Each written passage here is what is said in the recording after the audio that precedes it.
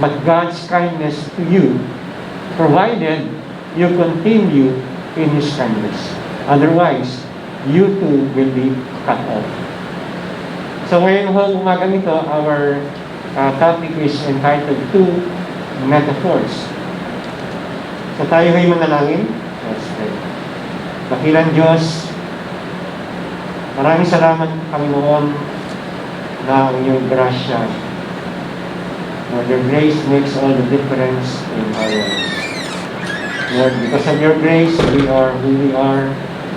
Because of your grace, Lord, you have pulled us from the raging sea, as the song said, and we stand in this solid ground, a foundation who is Jesus Christ alone. And Lord, we thank you that because of this, we do not fear the future or even the future judgment, because there is therefore now no condemnation to those who are in Christ Jesus. Lord, help us as we explore your word, that this would cause every heart to be humble once again. Lord, lahat po kami, we are prone to be proud for whatever reason, and even religious, Lord God, being religiously proud. And Lord, we pray na gagamitin niyo ho, O Diyos, ang inyong mensahe ngayong umaga, nang sa gayon ay makita mo namin na wala kaming anumang dahilan upang ipagmalaki ang aming kaligtasan o ang aming katatayuan sa inyong harapan. Kaya, O Diyos, kayo maghari, ang inyong banal na Espiritu, ang magbigay sa amin ng mga tainga na makakarinig at ng mga mata na makakakita ng inyong kaluluwa. Sa inyo, O Diyos, ay maingat mo namin binabalik ang lahat ng papuri at pagsamba sa pangalan po ni Kristo Jesus. Amen. Amen.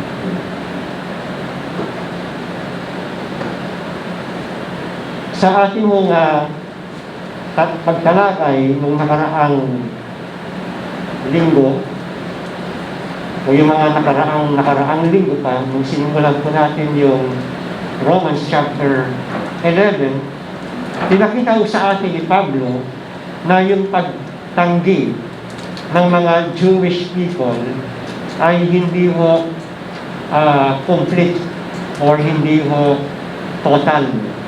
Ibig sabihin po ay hindi siya final. Sinasabi ko rito na yung kung pag-reject nila kay Kristo, ang nangyari ho ay naging daan, nagbukas ng pintuan para ho yung Ebanghelyo ay makarating sa atin na mga Hentil. Kaya yun ho yung ating pagpapasalamat sa Diyos. Kaya ho, ginawa rin ng Diyos yun ay para pag makita ng mga Hudyo na ayaw sumampalataya, yung mga favor and blessing, especially yung mga spiritual blessings na ating tinatamasa because of Christ, ay sila ho ay magkaroon ng holy envy. Sila ho ay mag-provoke at muli nilang isipin na sinayang nila yung opportunity, yung privileges, yung mga blessings na binigay sa kanila ng Panginoong Jesucristo. Nang sa gayon ay sila rin ay magsisi sa kanilang mga pagkukulang. Makita nila yun. At sila ay magbalik loob sa ating Panginoong Jesucristo.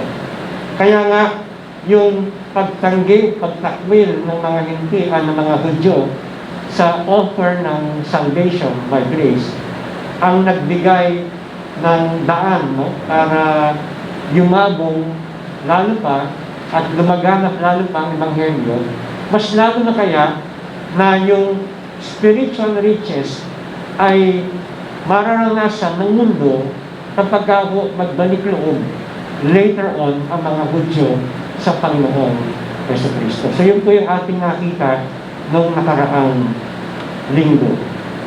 At ngayon ho ay magbibigay naman si Apostol Pablo ng dalawang analogy o dalawang metaphors nang sa gayon ay mas lalo ho natin maunawaan yung sovereign election ng Panginoon, and at the same time, kung ano ang dapat po nating maging response bilang mga Gentiles. So when you look at, when we go along in our sermon ngayong umaga, ay makikita ho natin mamaya na yung bulto ng oras na binibigay ni Pablo rito ay yung kanyang pagbibigay ng warning. Pagbibigay ho ng warning sa mga hentil, yung mga saved Gentiles. At ano ho yung warning? Makikita ho natin mamaya na kinakailangang mag-ingat ang mga hentil from that particular temptation that they might fall into. Ngayon ho, ang makikita ho natin was that the Apostle Paul, next slide, in Romans 11:16, ay gagamit ng dalawang metaphor. Nang sa gayon ho ay maisalarawan niya yung kanyang assertion sa Romans 11 verse 2 na siyang sinasabi, God has not rejected His people whom He foreknew. Okay?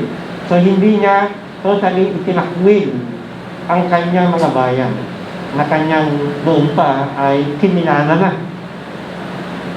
Kaya ito ho ang kanyang claim sa Romans 11:2, mas lalo ho niyang papalawigin para mas lalong maintindihan ng mga mambabasa niya sa pamamagitan ho ng paggamit niya ng dalawang metaphor.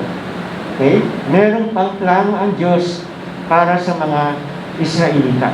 Hindi total, hindi final yung rejection ng Panginoon Diyos sa kanila. So yun po yung ating nakita na idiniin ni Pablo sa Romans 11 verses 11 hanggang 15.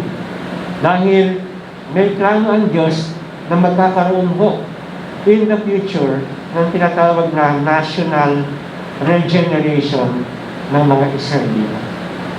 O yung pangkalahatang pagliligtas sa kanila in the future. Because you have to read the whole Bible, including the last page of the Bible, para ho maintindihan natin yan completely. Para mas lalo mo masaksihan na tama nga pala, totoo nga pala, no? So you have to go all the way to the very last page of your Bible para ho mas lalo mo natin makita yan. But for now, of course, titignan mo natin dito yung sinasabi ni Apostol Pablo. And sa dalawang analogy na ito, ang nais ko ay magbigay ng more time or more emphasis doon sa pangalawang metaphor. Dahil when you look at how the Apostle Paul wrote this, ganun din naman ang kanyang ginawa. Mas binigyan ho niya ng mas maraming verses at oras yung pong pangalawang metaphor. Okay? So, we look at the first metaphor at dito ho, yung unang metaphor sa next slide ay yung tinatawag na piece of dough and the lamp, okay, which is actually taken from one of the commands to the Israelites. Galing ho yan sa Numbers 15 verses 17 to 21. Okay, so siguro ho, kinakailangan basahin lang ho natin muna yan ng mabilisan para alam lang ho natin kung ano ho yung sinabi doon ng Panginoon Diyos during the time of Moses. Wala ho yan sa slide, so please look at that with me sa inyong mga Biblia. Numbers 15 verses 17 and following. So sinasabi ho yan, the Lord spoke to Moses, saying, speak to the people of Israel, and say to them, when you come into the land to which I bring you, and when you eat of the bread of the land, you shall present a contribution to the Lord. On the first of your dough, you shall present a loaf as a contribution, like a contribution from the threshing floor. So you shall present it. Verse 21, some of the first of your dough you shall give to the Lord as a contribution throughout your generation. Okay? So, yun po yung bahagi ng mga batas sa kanilang pagbibigay ng mga sakripisyo. So, isa sa mga pinakailangan nilang ialay throughout their generations when they come into God's presence ay yung pong dough na tinatawag na yan. So, we can see in the next slide, and as we go back to Romans chapter 11, the first piece of dough is analogous to the patriarchs, Abraham, Isaac, and Jacob. Sila ho yung mga progenitors of the nation of Israel. Sila yung unang tinawag ng Diyos. From them, dumami, nag-increase yung tribe ng Israel. At sila ho ay naging, masabi natin, spiritual seed dahil tinanggap nila by faith ang mga pangako ng Diyos na binigay sa kanila. Ano ho?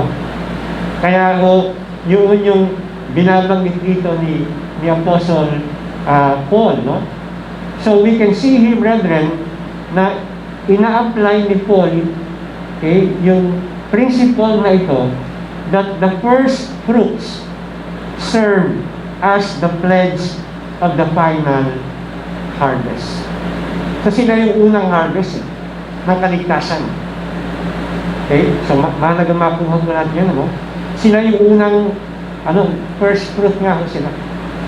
So, we can see na pledge ho sila na dahil sila ay individually na tinawag ng Panginoon to be able to build a nation, it makes an assurance na also from their own, na galing sa kanila, ay merong mga tatawagin ang Panginoon Diyos. Okay?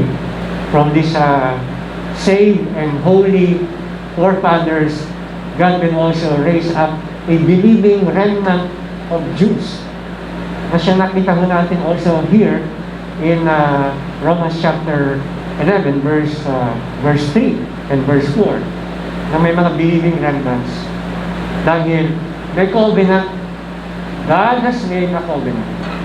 That covenant He made with Abraham, Isaac, Jacob, yung mga forefathers na yun.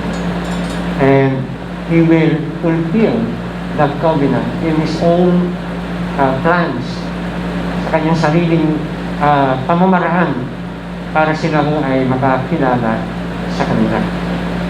So yun ho yun, yung dough na yun. And yung second na metaphor, which the Apostle Paul gives more time in explaining, ay, in the next slide, ay yun ho mga root, ugat, at mga sanga. Which actually, yung mga ugat at yung mga sanga ay lumilinya lamang doon sa ibig sabihin ng Apostle Pablo sa kanyang unang metaphor, which is yung dough. So the root parallels the first piece of dough in that it is analogous to the patriarchs, whereas the branches are analogous to the lump in that they are analogous to the same biological descendants of Abraham, Isaac, and Israel. So yung mga ugat na yon, pareho rin po, doon sa first fruit ng dough. Yung mga ugat na yon ay tumutukoy doon kay Abraham, Isaac, and Israel na mga naligtas dahil siyempre sa kanilang pananampalataya. Naulitin mo natin, you are not saved by your faith. You are saved by the object of your faith. Okay, mahalaga ho yan, ano? Ulitin ko, you are not saved by your faith, you are saved by the object of your faith. At sino ho ang object ng ating faith? Ang Panginoong Jesucristo. He is the author, He is the perfecter of our faith. Sabi ko ng Hebrews chapter 12 verse 2. Kaya ho, ganun po yun, ano? And then, in Romans 11:16, in the next slide, Paul takes the principle taught in Numbers 15, 17 to 25, yung ating binasa kanina, para ituro na si Abraham, si Isaac, si Jacob are holy, and their descendants who composed the nation of Israel and had faith in the Lord like Abraham are sanctified as well. Okay? So kung yun daw ay sanctified, yung first fruits ay sanctified because they placed their faith in Christ, yung mga forefathers na ito, like Abraham, Isaac, and Jacob, then everyone coming from them, sa kanilang linya, sa kanilang lineage, na ilalagay ang kanilang pananampalataya sa tunay na Diyos kay Kristo Jesus, then they will also be saved and sanctified. Ganun po yun. Kaya ho, ulitin natin na in the next slide, the first piece of dough and the root parallel each other and are analogous to the patriarchs and in particular, Abraham. The lamp, okay, doon sa dough, and the branches, na galing doon sa ugat, are parallel each other, also parallel each other, and are analogous to the same biological descendants of Abraham through Sarah.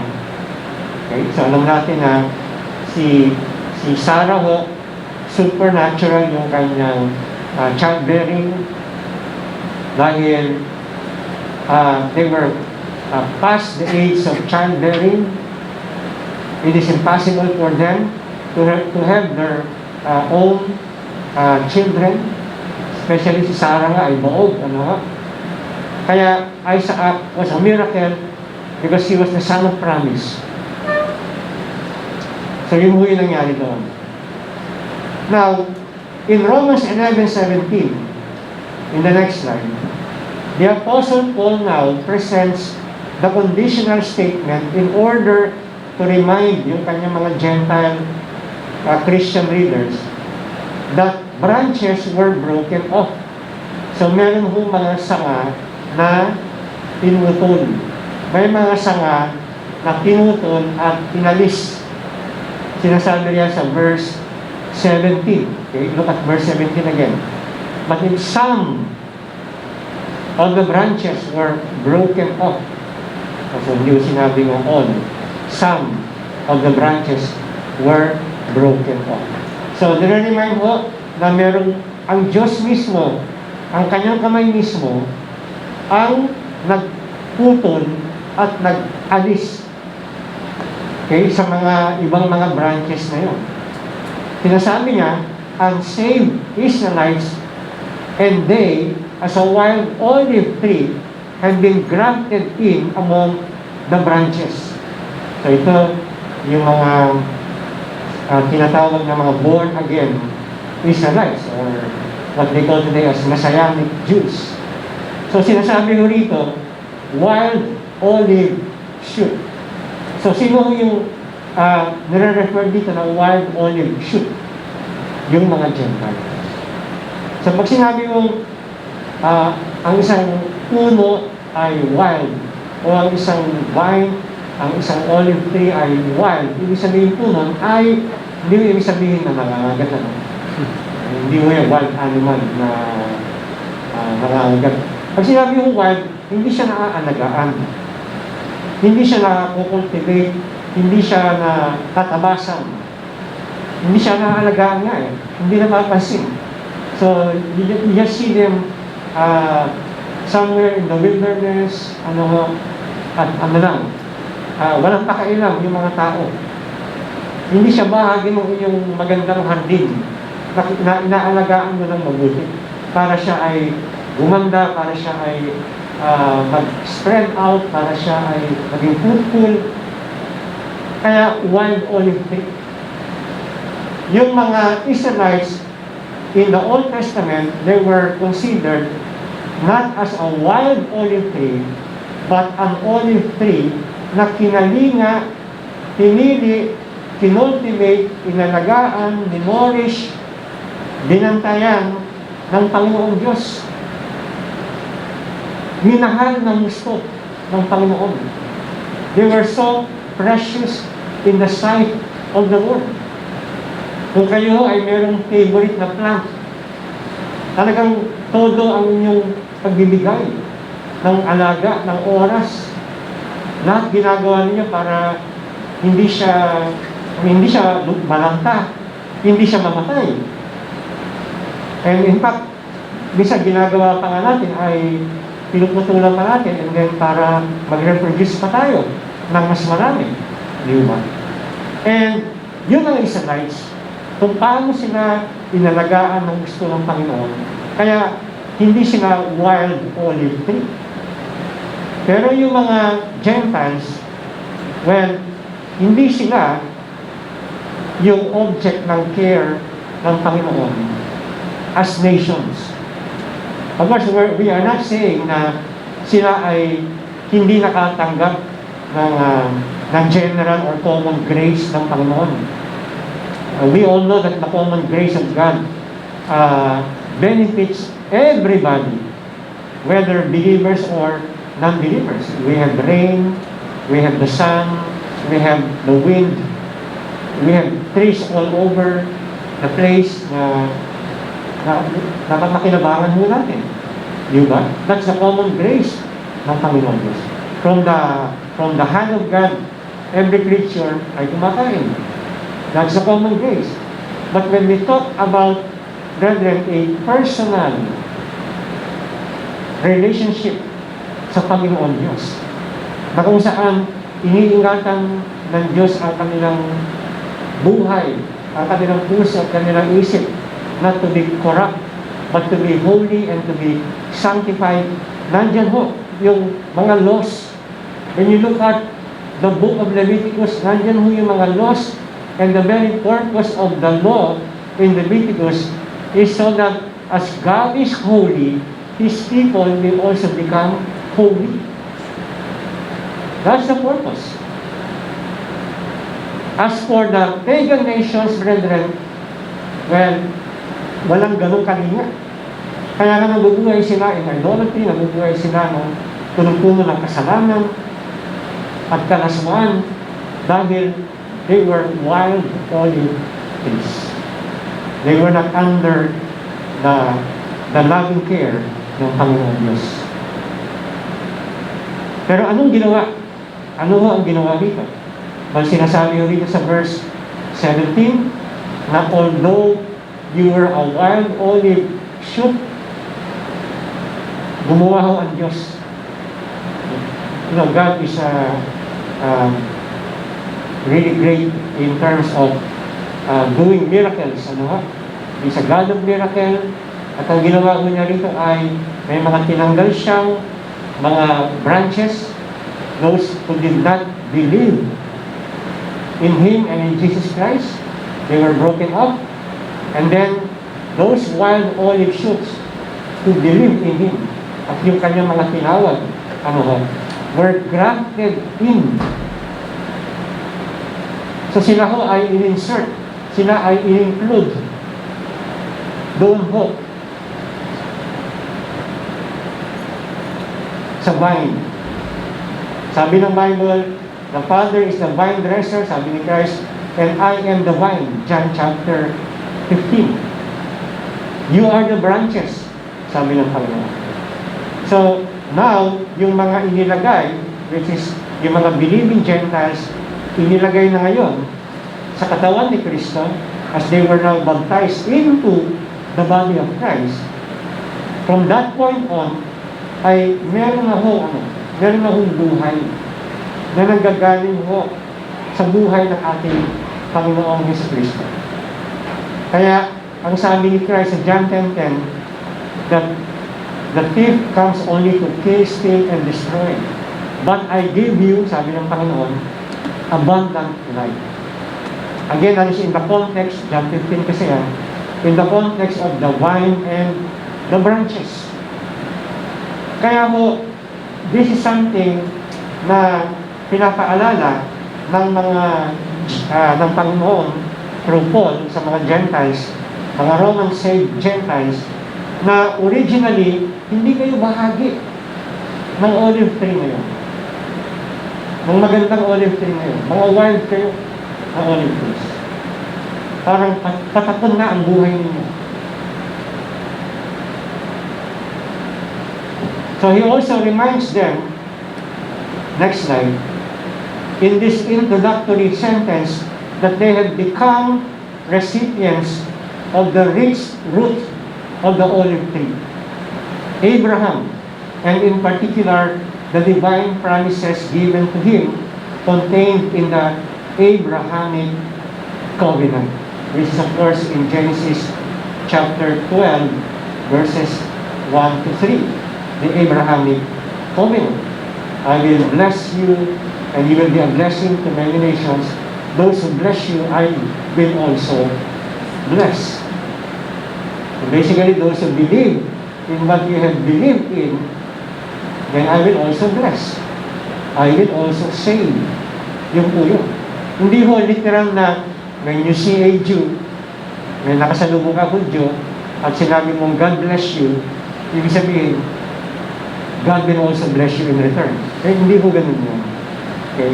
Let's not put things out of context, ano? Kaya, yun ang binabanggit ulit sa Abrahamic covenant.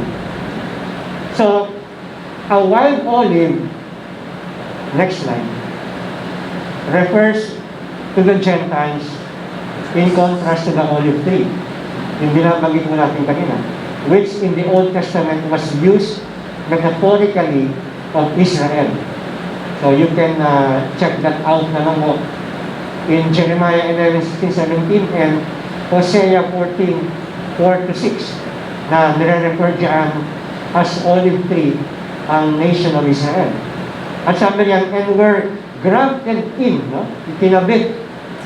Ginagamit ko in a metaphorical sense of Paul's Gentile Christian readers being united with Jewish Christians. So, ibig sabihin ho, wala hong Jewish church in the eyes of God. Wala hong Gentile church in the eyes of God. There might be a church full of Gentiles members. There might be a church full of Jewish members. But in the eyes of God, they have been merged together in one vine.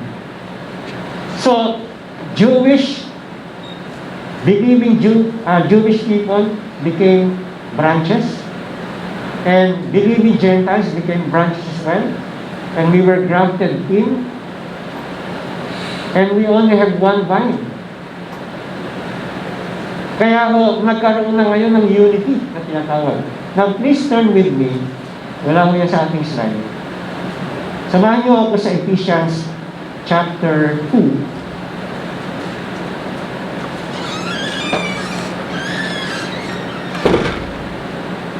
Simula ko sa verse 11. Sabi mo yan, Ephesians 2, beginning at verse 11. Therefore, remember that at one time, you Gentiles in the flesh called the uncircumcision, by what is called the circumcision, which is made in the flesh by hands. Remember that you were at that time separated from Christ, alienated from the commonwealth of Israel, and strangers to the covenants of promise, having no hope and without God in the world. But now, in Christ Jesus, you who once were far off have been brought near by the blood of Christ. For He Himself is our peace, who has made us both one and has broken down in his flesh the dividing wall of hostility by abolishing, verse 15, the law of commandments expressed in ordinances, that he might create in himself one new man in place of the two, so making peace, and might reconcile us both to God in one body through the cross, thereby killing the hostility. So, ibig lang sabihin po niyan ay God destroyed, demolished the partition wall. In the temple, before Christ died on the cross, meron hong wall of division. Meron hong area para sa mga Hentil, merong area para sa mga Hudyo. Kung ikaw ay Hentil, you cannot cross that partition. Okay? Mahigpit mo sila dyan. Pero sinasabi ho ni Paul dito, dahil sa ginawa ni Kristo sa kanyang mata, ang mahalaga ay hindi yung circumcision of the flesh done by human hands, but the circumcision of the hearts done by the Spirit of God. So, pag ikaw ay Kristiyano na, regardless of your race, Hentil ka man o Hudyo ka, pare-pareho mo kayong kasama at miyembro ng isang pamilya. So, wala akong second-class citizen in God's kingdom. Hindi ibig sabihin na pag ikaw ay Hudyo, ikaw ay first-class Christian. Pag ikaw ay Hentil, ikaw ay second-class na Christian. Sila superior, ikaw inferior. So sinasabi rin naman dito ni Paul, do not be arrogant, huwag niyo naman isipin na kayo naman ang first-class ngayon dahil nasa inyo ngayon presently ang favor ng Diyos at wala doon sa mga Jewish nation. Huwag naman maging rason yun para naman isipin ninyo na magaling kayo. O mas magaling kayo sa mga Hudyo. Kaya kayo ay tinawag at pinili ng Panginoong Diyos. Hindi mo ito parang yung isang quote sa basketball na makita niya na may mga magagaling na mga players sa ibang, sa ibang team. At papalitan niya yung mga players sa kanyang team at present na tingin niya hindi masyadong nagpa-perform o hindi magaling. So, gagawin niya, aalisin niya yung mga players na hindi magaling para sa kanya at yung mga na-recruit nila, yung mga na-scout nila ng mga magaling na players, ilalagay niya ngayon doon sa kanyang team. Hindi mo ganoon ang ginawa ng Diyos. Kaya tayo ay niligtas. Hindi niya ho nakita na magaling si Bo, magaling si Elvis, magaling si Sam, magaling si Buboy. Yung mga hindi magagaling, alisin natin. Hindi ho gano'n. Ulitin ko ho. Hindi ka na, panabanggit ko na kanina. Si Silver Bonnet niya sa akin. Ang pagkakaiba ho ng mga unbelieving Jews sa mga saved Gentiles is the grace of God. Wala nang ibang pagkakaiba. Dahil lang sa biyaya ng Diyos, kaya ho tayo mananampalataya. Kaya ho tayo miyembro ng pamilya ng Diyos. Kaya tayo mayroong relasyon, personal na relasyon kay Kristo. It is only because of the grace of God. I am who I am, sabi ni Paul, because of the grace of God. Paul was the chief of sinners. He was not called as a believer and an apostle to the Gentile because he was sinning less compared to other Jews. He was the chief of sinners, coming from his own confession. Pero sabi niya, dahil sa biyaya ng Panginoon. Kaya ho, dito makikita natin, in the next slide, that Paul wishes to underscore the miraculous nature of their new relationship with God and other Jewish Christians.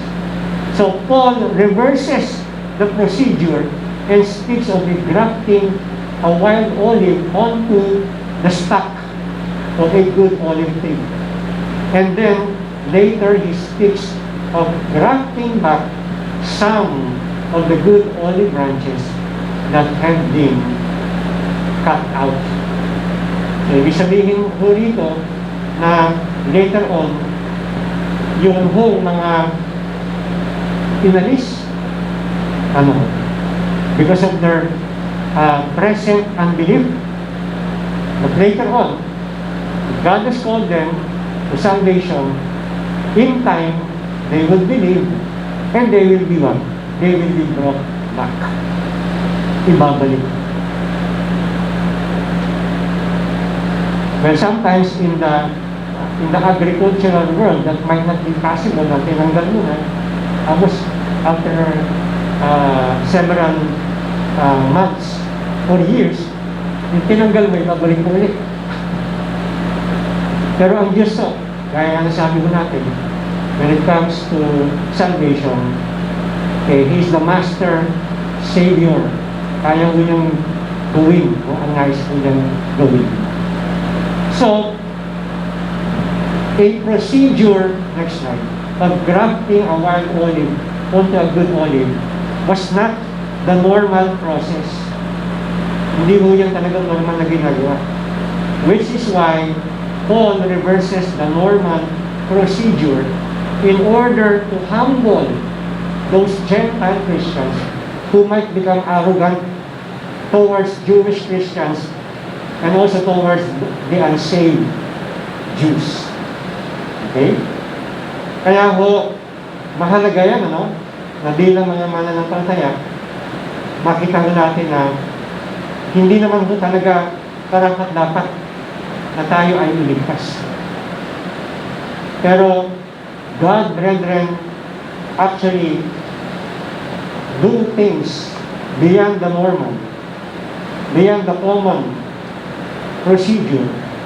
Ang sa gayon ho ay magawa ho niya yung kanyang plano from eternity past. Ganun ho ang Panginoon Diyos. Kaya nga ho kahit yung taong pinakamasama at pinakawalang pag-asang maligtas sa tingin natin, biglang nagkakaroon mo ng 180-degree turn yung kanyang buhay. Yung minsan nababalitaan mo lang na, talaga siya? Ano yun na? Parang yung isang tao nasa impyerno na. Paano naging Christian? Ang pagkakaalam ko, pinsan mo ng Diablo yan. So ngayon, born again na siya. Paano nangyari? Well, what is impossible with man, Jesus said, is possible with God. Ganun ako kasimple. Kaya ho, ito ay pinakailangan mag-udyok sa atin o mag-motivate sa atin na kahit na sino mang tao pa, ang tingin natin na walang pag-asang maligtas. Kung akala mo siya yung pinakahuling tao na manligtas, ay share natin at ipag-pray natin sila, because with God, nothing is impossible. Now, in the next slide, in Romans 11:17 to 24, yung mga branches are connected to an olive tree, which in the Old Testament was a figure for the nation of Israel. So, yung mga branches ng olive tree na yan ay tumutukoy nga sa mga Hudyo, dahil nga po nabanggit nga yan sa Jeremiah o saka sa Hosea. Kaya ho, dahil tayo ho ngayon ay naikabit na sa vine kay Kristo, sa kanyang katawan. Ang prohibition ngayon ni Pablo, next slide, ay ito. Do not assume, verse 18, arrogant superiority over the branches. Now remember, yan ang kasalanan ng mga Hudyo. Kaya nga sila nireject ng Panginoon Diyos. Yung kanilang pagiging arrogante. Imbis na nag-produce ng humility, na sila ay tinawag ng Diyos in spite of their little number, in spite na sila ay makasalanan. Kaya nga ho naka-record sa Book of Genesis, yung mga kasalanan na ginawa ni Judah, kung saan sa kanyang tribo nanggaling ang Messiah, si Jesus. Kaya nga ho nakalagay doon sa Genesis, kung pag-aaralan mo ninyo, na sa lahat ng mga anak ni Jacob, ang pinakamasamang tao by far ay si Judah. Sabi nga ng iba, dapat pangalan niya Judas, hindi lang Judah. It is a reminder to them na hindi ka gagamitin ng Panginoon, hindi ka tatawagin ng Panginoon to become His child dahil ikaw ang pinakamabait sa balat ng lupa. And yet, they continue to be arrogant. Yung kanilang tinatawag na religious pride. At nakita nga ho natin na yung mga hentil ay hindi nila itinuturing ng mga tao. Ang tawag nila sa mga hentil ay mga aso. Hindi yung mga aso, yung Shih Tzu, yung poodle. Hindi yung mga galang aso. Yung mga aso sa kalye na madungis, mabaho, pinabayaan, mga nakakatakot na itsura. Yun ang tingin nila sa mga Gentiles because of their arrogant superiority. However, if, sabi ni Paul, and let us assume that it is true, for the sake of argument, that you are assuming arrogant superiority, then remember that you by no means sustain the root, but rather, on the contrary, the root sustains.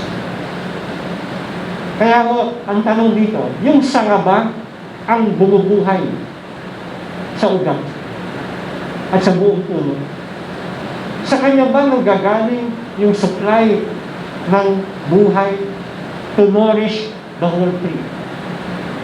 Well, hindi mo kinakailangan maging isang agriculturist or horticulturist para malaman ang biologist or whatever, gist, para maintindihan natin. You don't need to be a scientist para maintindihan natin. Hindi ang mga sanga ang bumubuhay sa buong puno. Kung hindi, ang ugat. Ang ugat. Kaya kung ang ugat ay naaalagaan at yung soil kung saan nakahawak ang ugat ay maganda, walang problema. Sa sanga, walang problema sa bunga. Yun ang maaaring makalimutan mo ng mga saved Gentiles. Kaya sabi niya, but rather on the contrary, it is the root that sustains you. He is the sustainer of our faith. Kaya nga sinasabi ni Christ, please turn with me to the Gospel of John, chapter 15. Sabi ng verse 1 of chapter 15, Gospel of John, I am the true vine and my Father is the vine dresser. Every branch in me that does not bear fruit, He takes away. And every branch that does bear fruit, He prunes, that it may bear more fruit. Okay? Verse 4, abide in me, and I in you, as the branch cannot bear fruit by itself, unless it abides in the vine. And neither can you unless you abide in me. I am the vine, you are the branches. Whoever abides in me and I in him, he it is that bears much fruit. Ito, alam na alam natin to. For apart from me, you can do, pakisabi nga, Pakisabi ho? Nothing. Parang nagutom ko yun. Ay nothing pa ngayon. Kaya nakalo. You cannot be productive. You will wither. You will not be sustained. You will not be nourished if you do not abide. We live the branch life, brethren. So it makes you humble. So you cannot talk to a branch and the branch will talk back to you and say, you know what? Gusto ko lang maging independent. From this day on, hihiwalay na ako sa puno. Gusto ko lang mamuhay sa sarili ko. Sige, subukan ko. Pag ginawa ng branch yun. Okay? Is headed for death. And many Christians do that, brethren. They say, well, I can live the Christian life without really depending on Christ. Masyado namang OA, pag ikaw ay laging nag-depend kay Christ, binigyan ka naman ng panunungan ng Diyos. You must be your own man. You can manage life without really depending too much sa Panginoon Diyos. Pero hindi. When it comes to the spiritual nourishment of our bodies, when it comes to how to navigate life, even every day, and how to live for God's glory, you have to abide in Christ. Kaya nga, ang sabi ko, ano gagawin niya, Pastor? Balikan niyo yung Psalm chapter 1. At ano ang sinasabi doon? In Psalm chapter 1, verse 2 and following, regarding the blessed man.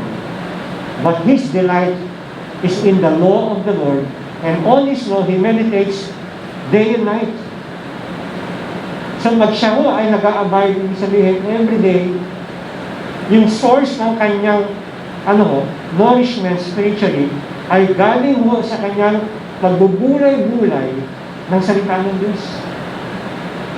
At pagka yun ho kanyang ginagawa, araw-araw, sabi ng verse 3, then he is like a tree planted by streams of water that yields its fruit in its season, and its leaf does not wither.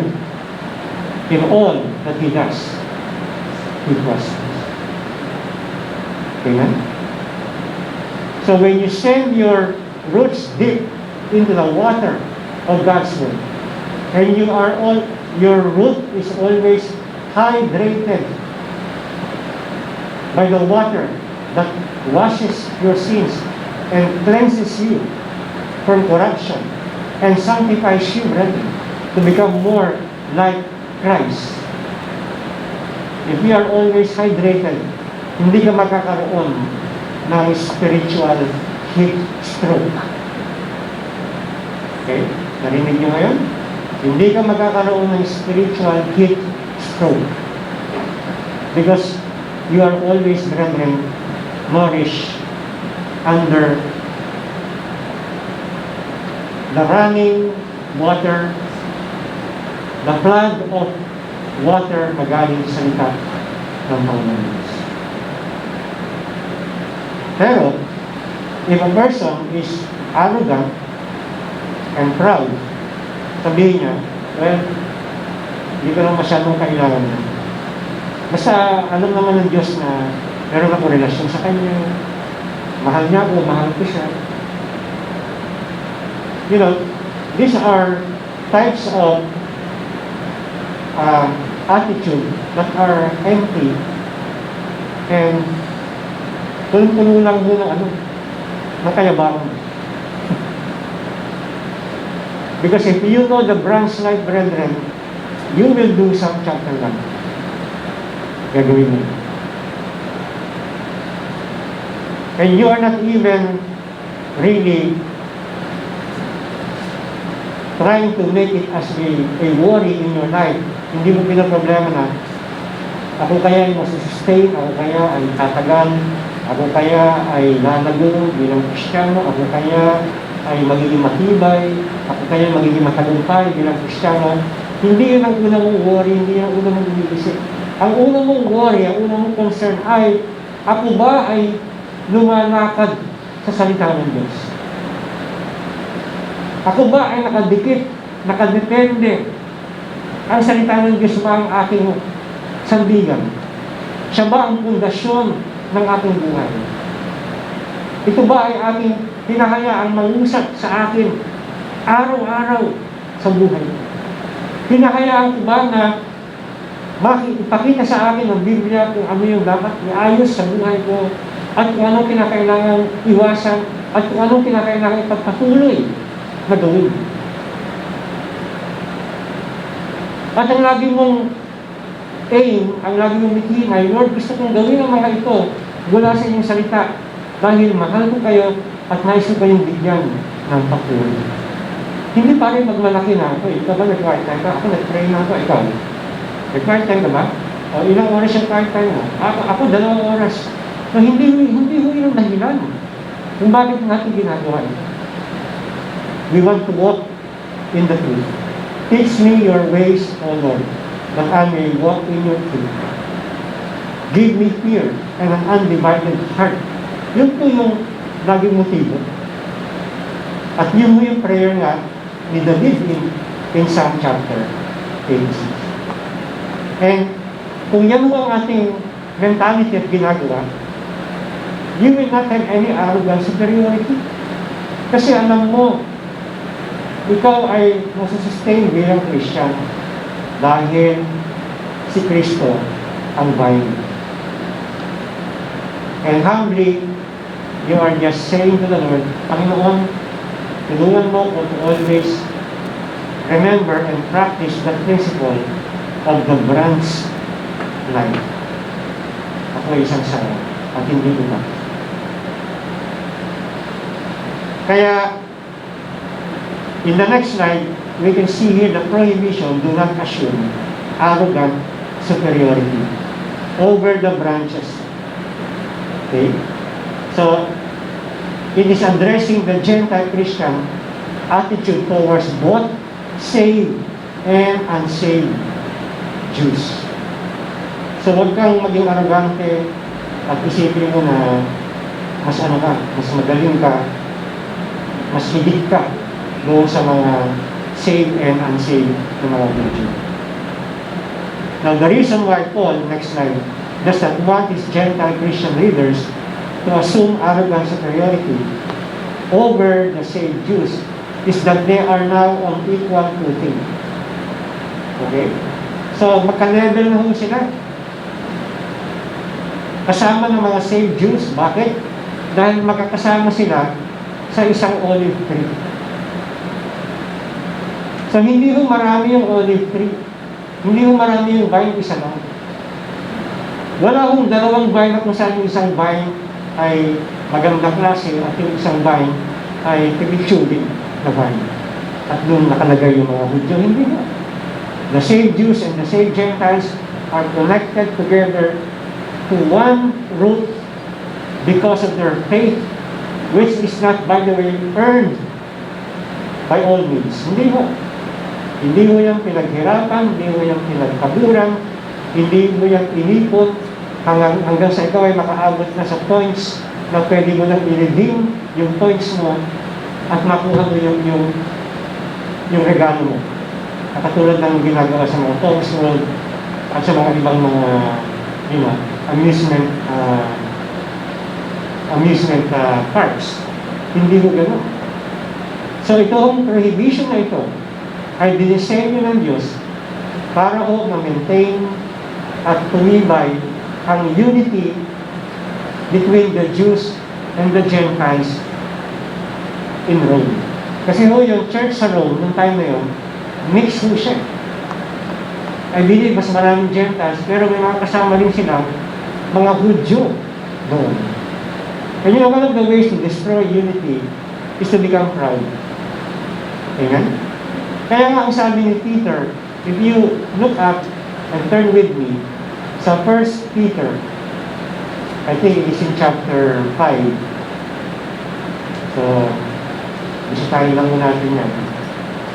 1 Peter chapter 5, beginning at verse 5, 5 and following. Likewise, you who are younger, be subject to the elders.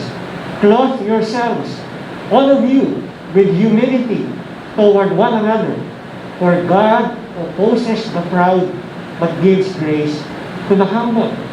Humble yourselves, therefore, under the mighty hand of God, so that at the proper time, He may exalt you, casting all your anxieties on Him, because He cares for you.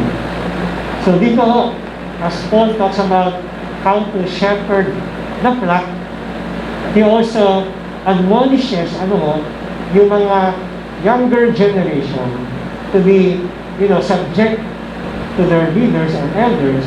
At sinabi niya, lahat kayo, magsuot kayo ng pagpapakumbaba toward one another.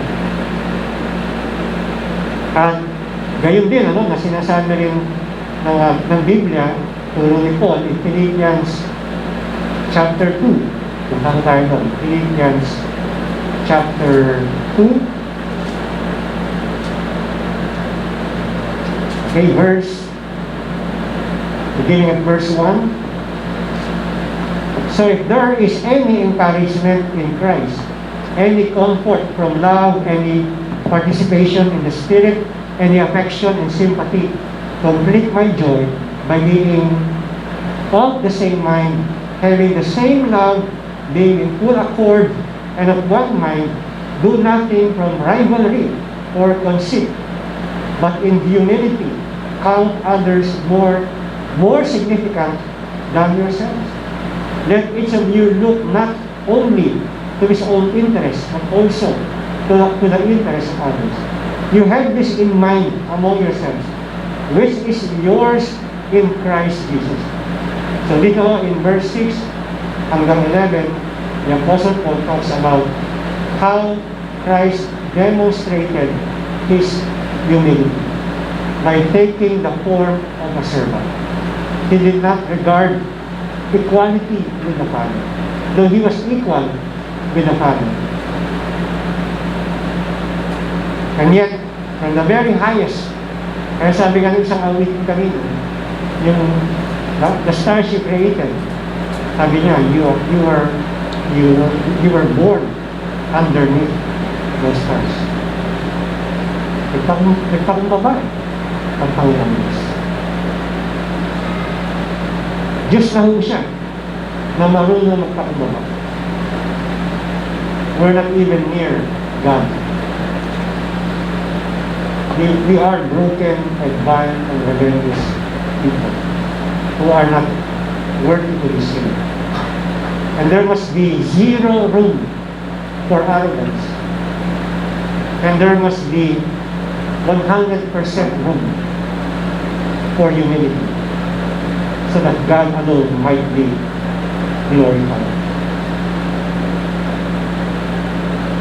When everyone is humble, wala akong problema sa unity. Lagi hong may unity. Amen? I mean, issues will be resolved, conflicts ay maayos. Even those who have sinned, when they are confronted, they will admit and they will rectify yung kanilang pagkakamali, and they would even be thankful na sila ay minamahal kaya pinapakita yung kanilang mga pagkakamali. So, there will be maintenance and, fortification at kakatibay ng unity among the Jews and the Gentiles. Now, in the next slide, sabi nito, then remember that you by no means sustain the root, but rather, on the contrary, the root sustains you. This contains a reminder to Paul's Gentile Christian readers in Rome that they by no means sustain the root. But rather Abraham sustains them. So, ibig sabihin, course, it's not Abraham himself, ano? Yung faith ni Abraham, which was faith in God and in Christ, is the one that sustains them. Lagi hong binabalik sa example ni Abraham. Kasi nakakalimutan mo nila yung halimbawa ni Abraham. Si Abraham mo ba mayabang? Hindi mo. He was the most humble man ever. Kasi alam mo niya na yung kanyang favor, yung kanyang magandang standing sa buhay, hindi ko dahil sa kanyang kagalingan. Dahil lamang ko sa panawagan ng biyaya ng Diyos sa kanya. So lagi mong binabalik sa halimbawa rin ni Abraham. Kaya ho, in the next slide, the Abrahamic covenant reveals that God planned to save Gentiles through Abraham's descendants, ang mga Hudyo. And in particular, his greatest descendant, ito na ho, ang ating Panginoon, Yesu Cristo. Kaya, in Romans 11:19, Paul once again employs itong style na ito by presenting an argument of a hypothetical Gentile Christian who seeks to justify assuming arrogant superiority over both saved and unsaved Jews. Kaya in Romans 11:19, next slide, sabi ni Paul, when you will say, branches were broken off so that I might be grafted in. So yung word na branches were broken off describes God's rejection sa mga Hudyo na nag-reject sa kanyang anak na si Yesu Cristo bilang kanilang tagapagligtas. So hindi ho nila hindi ho nila sinampalatayanan ang Panginoon Yesu Cristo. So they were broken up. And then those believing Gentiles were grafted in. Kaya ang sabi ni Paul, continuing, next slide, so that I might be grafted in. Kaya ho, this refers to the perspective of a hypothetical Gentile Christian and emphasizes that they arrogantly assume that God's purpose in rejecting the Jews was to graft Gentiles in, with the implication that God refers the Gentiles to the Jews because He saw something good in them na hindi naman ho totoo. So, talagang rebuke, a stern warning para sa mga nagmamalaki ng mga saved Gentiles. Hindi kayo inilagay dyan dahil totally kinalimutan na ng Diyos ang mga Israelites. Hindi replacement ang church sa nation of Israel. In fact, minurge na ng Panginoon yung mga believing remnants ng Israel at yung mga believing remnants ng Gentiles into one body. Meron pa rin sariling identity ang Israel dahil merong unique plan ang Panginoon sa kanila at meron ding unique, clear identity ang church. Pero yung mga ligtas, yung mga nakay Kristo na ng mga Hudyo at yung mga nakay Kristo na ng mga Hintil sa mata ng Diyos, sila ay isang katawan lamang. Amen? Isang katawan lamang sila, isang puno, isang sanga lamang sila sa isang puno. Members of one body, ang sabi ni Paul sa mga taga-Corinthians. Kaya ho, uulitin natin, hindi ka pinili ng Diyos dahil lovable ka. Amen? So don't look at the mirror and say, talagang congrats. You deserve to be a Christian. You deserve to be a child of God. Hindi ho. When you look at the mirror, you need to what? You need to beat your breast and say, Lord, have mercy upon me, sinner. Yun lang mo talaga. And just be, and say, Lord, and I'm so grateful that me as a sinner, tinatawag mo ako at tinanggap mo ako sa iyong kaharian. In the next slide, in Romans 11:20, Paul answers the argument, okay, by first acknowledging the fact that unsaved Jews were rejected by God for their unbelief in His Son, Jesus Christ. Sabi niya, verse 20, absolutely, they were broken off because of their unbelief. But you are inserted or grafted because of your faith. Do not think arrogantly, but rather make it a habit to reverence God the Father. Kaya ngayon mo, ano ang kinakailangan ng maging attitude ng isang saved Gentile? Ulitin natin, hindi pwedeng maging arrogante. Kinakailangan magkaroon ka ng fear of God. There must be fear and trembling whenever you remember kung bakit ka naligtas. Hindi ka pwedeng, masaya ako kaya ako naligtas kasi nga, nung tumingin ang Diyos sa sanlibutan, nakita niya that I stood out among the rest. Hindi mo.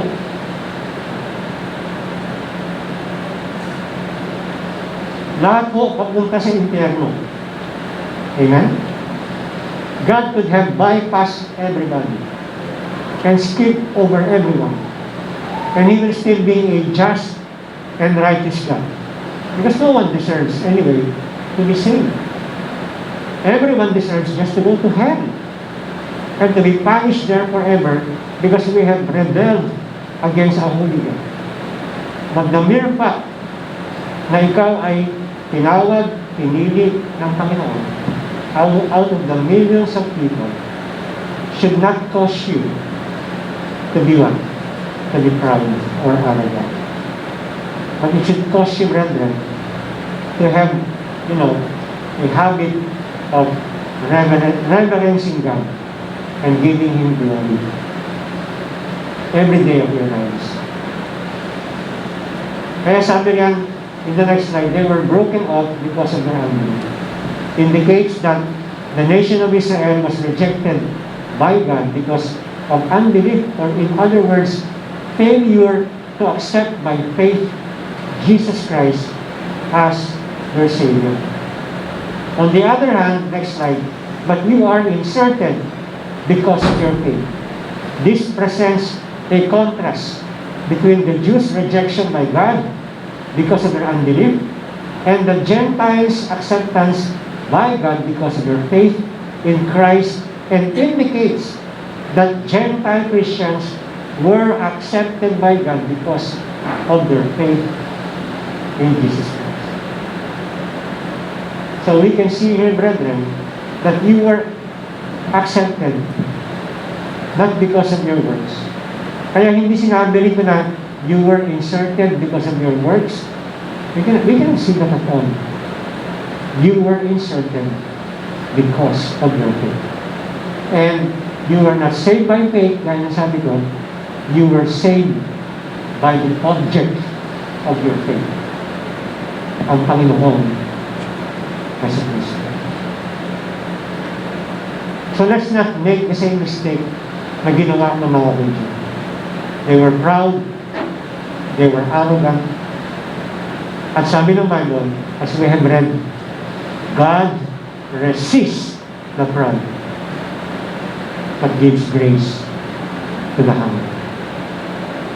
When a person humbles himself in the eyes of God, at sinabi niya, Panginoon, I have no other hope in salvation because I am spiritually bankrupt, but I look to Christ. He is my hope. He is my salvation. Then the gates of heaven will open, and God with His arms will accept you. In conclusion, without a clear understanding of the context of this passage, one could conclude that God might cut off a Christian from Christ or take away that person's salvation. But the Apostle Paul is speaking to the Gentiles in the Roman church about the Jews and the Gentiles as two groups. Because of Israel's unbelief, their privileged blessings have been temporarily removed, and the Gentiles are now in the place of blessing. But Gentiles can also lose their standing through unbelief. It is important that Gentile believers appreciate this magnanimous grace of God extended to them in His gift of salvation. Now, we are not talking here about losing one's salvation. Okay, we're talking here, brother, about yung kung, losing favor or fellowship with God because yung nga kung trying to revert back to thinking that good works has saved you. So it is important that the Gentile believers appreciate this magnanimous grace of God extended to them in His gift of salvation through Jesus Christ by believing in Him and living reverently for Him. God's grace should humble us, not make us proud. Neither Jew nor Gentile should ever take God's grace for granted. Tayuhin mo na lang. Dakilang Diyos, wala ko kaming maaaring ipagmalaki. At kung kami man ay nagmamalaki, Panginoon,